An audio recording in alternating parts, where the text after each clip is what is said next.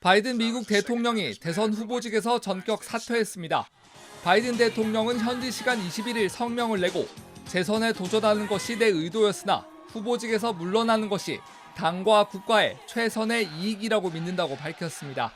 그러면서 남은 기간 동안 대통령으로서 의무를 다하는 데만 집중하겠다고 덧붙였습니다. 바이든 대통령은 이어 자세한 내용에 대해선 이번 주 후반에 더 구체적으로 국민들에게 설명하겠다고 말했습니다. 바이든 대통령은 인지력 논란으로 최근 사퇴 압박을 받아왔습니다. 대선을 3개월 조금 넘게 남긴 시점, 이번 후보 사퇴로 미국 대선 구도는 급변할 것으로 보입니다. 바이든은 자신을 일 후보로 해리스 부통령을 공식 지지 선언했습니다. 트럼프는 바이든의 후보직 사퇴에 대해 역사상 최악의 대통령이 될 것이라고 공격했습니다. 누가 바이든의 빈자리를 채울 것인가? 바이든이 아니라면 어차피 해리스라는 관측이 지배적입니다. 선거 자금 때문에라도 해리스 부통령이 가장 현실적이라는 겁니다. 바이든과 해리스, 이 둘을 보고 기부한 돈은 연방선거자금법상 해리스만 전부 받을 수 있습니다. 흑인이자 아시아계 여성이라는 해리스의 상징성은 민주당의 전통적인 지지층과 맞닿아 있습니다. 이 표심을 무시 못하는 데다 당내 통합의 문제도 있습니다. 다음 달 초 후보를 정하고 중순쯤 전당대회에서 후보를 확정하려면 큰 변화를 주기엔 빠듯합니다. 이런 가운데 해리스 부통령은 트럼프 측을 겨냥하면서 연일 보폭을 넓히고 있습니다.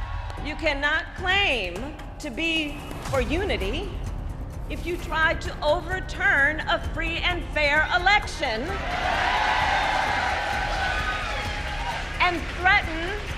and threaten to terminate the United States Constitution. 해리스가 대통령 후보로 대신 등판할 경우에 부통령 후보군도 추려지기 시작했습니다. 앤디 버시어 켄터키 주지사, 로이 쿠퍼 노스캐롤라이나 주지사, 조시 샤피로 펜실베이니아 주지사 정도가 러닝메이트로 거론되고 있습니다. 조 바이든 미국 대통령이 대선 후보직에서 사퇴했습니다. 이제 4개월도 채 남지 않은 미국 대선이 혼돈에 빠지게 됐습니다. 워싱턴을 연결해 보겠습니다. 김필규 특파원, 결국 바이든 대통령이 당내의 압박에 무너진 셈이 됐죠. 예, 지난주 코로나19 확진 판정을 받은 바이든 대통령은 유세 일정을 중단하고 델라웨어 휴양지인 르호보스 해변에 머물고 있었습니다.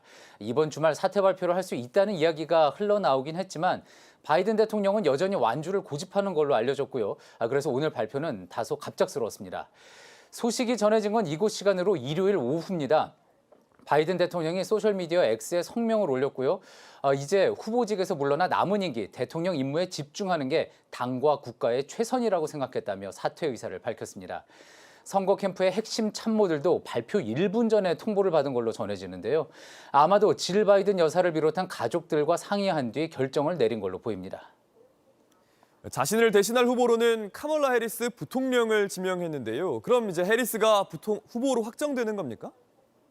좀 더 지켜봐야 됩니다. 그동안 개빈 뉴섬 캘리포니아 주지사나 그레첸 휘트먼 미시건 주지사 등이 후보직을 물려받을 인물로 거론이 됐는데요. 그러나 어쨌든 결국 바이든의 선택은 해리스 부통령이었습니다.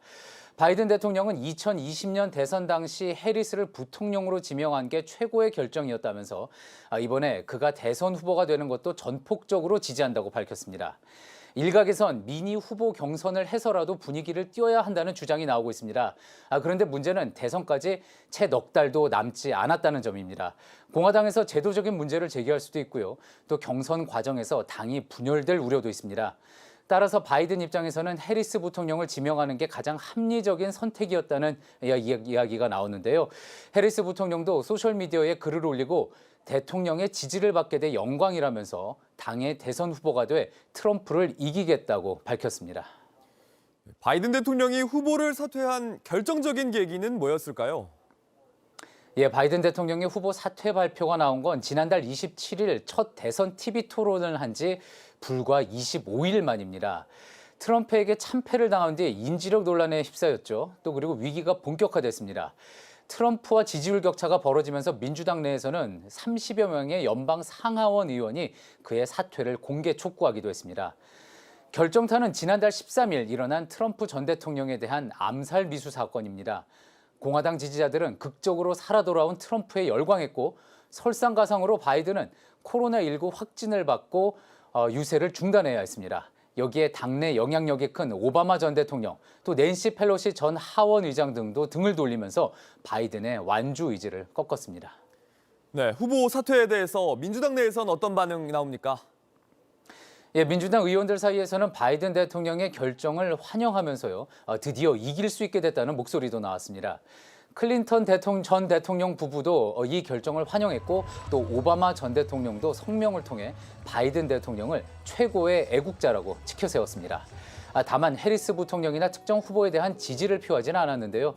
당내에 경선을 해야 한다는 목소리가 남아있는 만큼 이를 정리하는 작업에도 앞으로 시간이 소요될 걸로 보입니다.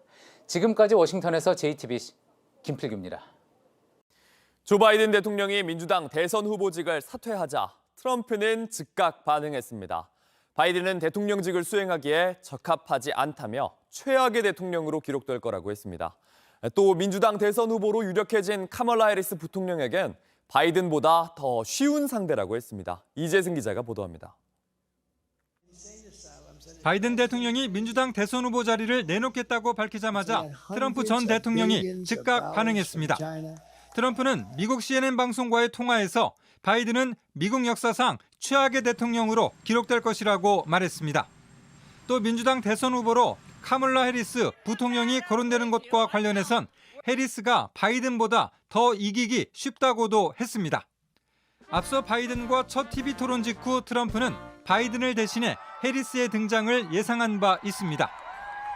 트럼프 전 대통령은 자신의 소셜미디어에 올린 글에서도 바이든이 원래 대선 후보로 적합하지 않았다고 비꼬았습니다.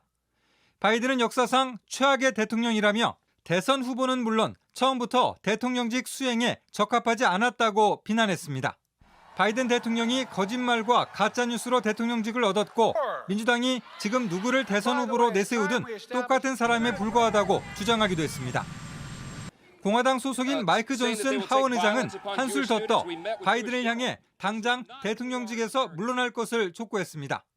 존슨 의장은 11월 5일 미국 대선일이 오기를 아주 고대한다고 덧붙였습니다. JTBC 이재승입니다. 바이든 대통령이 대선 후보에서 물러난다고 해서 대통령직을 내려놓는 건 아닙니다. 내년 1월 20일 0시까지 대통령의 시간이 남아 있습니다. 앞으로 바이든은 명예로운 퇴진을 준비할 것으로 보입니다.